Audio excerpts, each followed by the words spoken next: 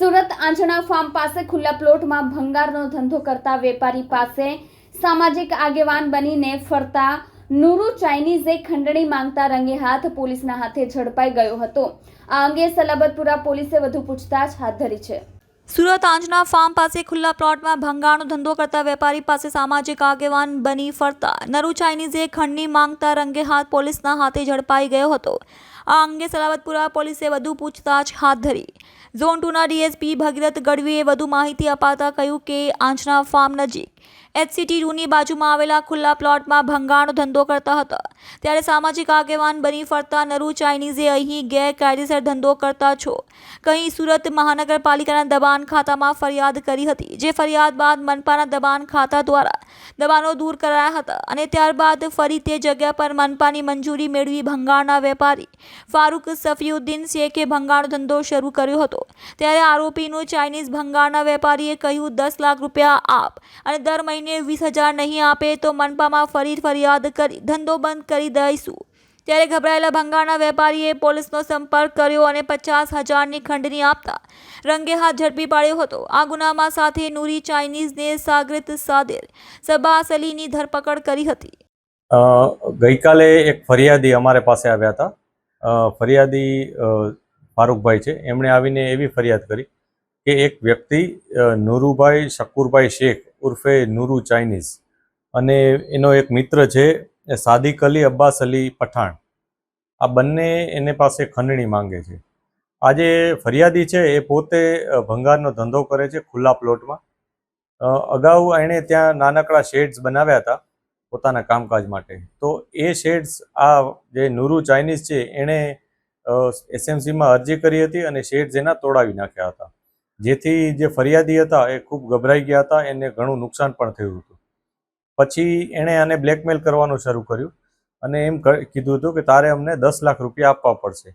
ફરિયાદીએ આ બાબતે ખૂબ જ એના સાથે રકઝક કરી કે ભાઈ મારી પાસે આવી કોઈ કેપેસિટી નથી, આવી રીતના હું આપી ન શકું, તમે ગેરકાયદેસર માંગણી કરો છો। ત્યારબાદ એણે એને ધમકી આપી હતી કે હું તારી તમામ ધંધો બંધ કરાવી દઈશ। ત્યારબાદ જે ફરિયાદી છે એણે પોતે પરમિશન પણ લઈ લીધી હતી। ફરિયાદીએ જણાવ્યું કે મારી પાસે પરમિશન છે, તો જે આરોપી છે નુરુ ચાઇનીઝ એણે એવી ધમકીઓ આપી કે તારી પાસે પરમિશન હશે તો પણ હું અન્ય કોઈ પણ જાતની અરજીઓ કરી ખોટા ફોટા પાડી અને તને તને તારો જે વસ્તુઓ છે બધી તોડાવડાવી દઈશ, તારો ધંધો બંધ કરાવી દઈશ। એથી ફરિયાદી ખૂબ અકળાઈ ગયા હતા, મૂંઝવણ અનુભવતા હતા। એમણે પોલીસ સ્ટેશન આવી અને અમારો સંપર્ક કર્યો હતો।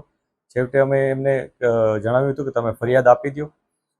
જે ફરિયાદી હતા એવું જણાવે છે કે આ નુરુ ચાઇનીઝે 10 લાખ પછી છેવટે એવું નક્કી કર્યું કે તારે મને 2 લાખ ડિપોઝિટ આપી દેવાની અને દર મહિને 20,000 રૂપિયા તારે મને એક રેગ્યુલર પેમેન્ટ રૂપે આપવા પડશે।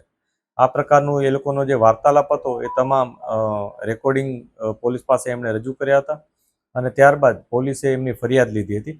ફરિયાદ લીધા બાદ 50,000 જે આપવાના એ લોકો વચ્ચે નક્કી થયા હતા, એ 50,000 રૂપિયા જ્યારે એમણે આપવા માટે ગયા ત્યારે અમે અમારા પંચો રૂબરૂ એ લોકોને આ મુદ્દામાલ જ્યારે એને આપ્યો અને પછી જે રિકવર કરવામાં આવ્યો જે આરોપી સાદિક અલી છે એની પાસેથી, ત્યારબાદ પોલીસે એનું વિગતવારનું પંચનામું કરી અને આરોપીને અરેસ્ટ કર્યો અને એની સાથે સાથે નુરુ ચાઇનીઝને પણ અરેસ્ટ કરવામાં આવ્યો છે।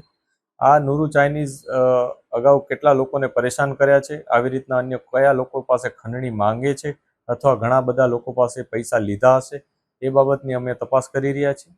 અમે આપ મીડિયા મિત્રોના મારફત અમે એક અપીલ પણ કરીએ છીએ કે આવો કોઈ પણ વ્યક્તિ અથવા નુરુ ચાઇનીઝ ખુદ કે જેના ભોગ આપ કોઈ બન્યા હો તો અમારો સંપર્ક કરો। અમે અવશ્ય આપની ફરિયાદ હશે એવિડન્સ રૂપમાં જે પણ મળશે એ મુજબ ફરિયાદ લઈશું અને જે પણ કાયદેસરની કાર્યવાહી છે એ કરીશું। સાહેબ, આરોપી કોણ છે, શું છે, ગુનાહિત ઇતિહાસ અને ખંડણી કેમ માંગતો હતો? જે આરોપી છે એ નુરુ શેખ છે, નુરુ ચાઇનીઝ તરીકે ઓળખાય છે। અગાઉ ચાઇનીઝની પોતાની કોઈ લારી કે એવું હતું એ ચલાવતો હતો, એટલે નુરુ ચાઇનીઝ તરીકે ઓળખાય છે।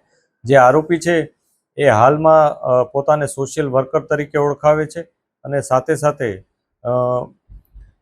સુરત શહેરના કોંગ્રેસના લઘુમતી યુથનો કંઈક ઉપપ્રમુખ છે એવું અમને એણે દાવો કર્યો છે। અમે એ બાબતે પણ તપાસ કરી રહ્યા છીએ કે ખરેખર શું કામગીરી કરે છે।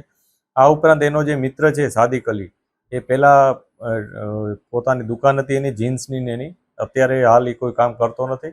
એટલે આ લોકો આ પ્રકારના લોકોને પરેશાન કરી અને પૈસા મેળવતા હોવાનું જાણવા મળ્યું છે. અમે તમામ લોકોને પણ સંપર્ક કરી રહ્યા છીએ કે જે લોકો આ પ્રકારના ભોગ બન્યા હોય અને આ પ્રકારની ફરિયાદ આપવા માંગતા હોય તો અવશ્ય પોલીસ સ્ટેશન આવે. સાહેબ, એ મુદ્દામાલ રિકવર કરવામાં આવ્યો છે એની પાસે? જે નૂરુ ચાઇનીઝ પાસેથી 50,000 રૂપિયા રિકવર કરવામાં આવ્યો છે કે જે ફરિયાદી પાસે એણે માંગણી કરી હતી. એટલે 2 લાખની જે ડિપોઝિટની વાત હતી એમાં છેવટે એણે 50,000 અત્યારે આપી દેવાનું નક્કી કર્યું હતું. એ 50,000 એની પાસેથી રિકવર કરવામાં આવ્યો છે. मेरा नाम फारूक शेख।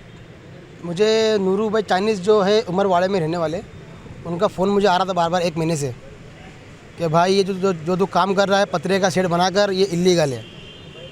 मैंने बोला भाई ये जगह हमारी खुद की प्राइवेट जगह है, भाड़े से ली हुई है, इसका भाड़ा कर रहा सब है।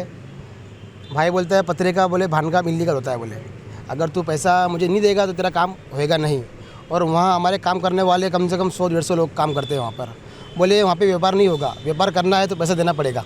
कितने पैसे की मांगनी की थी? 10 लाख रुपए की मांगनी करी थी। बोले 10 लाख रुपए एक बार में दे दो शॉर्ट पेमेंट, या फिर 2 लाख रुपए दे के हर महीने 20 देने के। आपने यहाँ फरियाद की? मैंने यहाँ फरियाद की सलादपुरा के अंदर। यहाँ पे मेरा काम हो गया एकदम अच्छे से, माशाल्लाह अच्छा मेरा काम यहाँ पे हुआ है और मुझे यहाँ बहुत खुशी है कि मेरा यहाँ पे काम हो गया है। कोई आगेवान है यहाँ पे? हाँ, वो यहाँ का आगेवान है, कांग्रेस का कार्य करता है। इसकी धमकी देता था बार बार कि मैं कांग्रेस में कांग्रेस का कार्य करता हूँ, अगर तू नहीं देगा तो तेरा काम मैं बढ़ा दूंगा। आपके जैसे और कोई इंसान के साथ उन्होंने कुछ? बहुत लोगों के साथ किया है पर लोग बोलते नहीं है, कोई सामने आता नहीं है। मैंने हिम्मत किया है, मैं आया हूँ। कांग्रेस का कोई बड़ा नेता जिसके नाम पे धमकी देता हो ऐसा कोई? नहीं, ऐसा धमकी नहीं दिया, बस ये बोला है कि मैं कांग्रेस का कार्य करता हूँ, अगर तू मेरे बात नहीं मानेगा तो तेरी पीछे पटा दूंगा।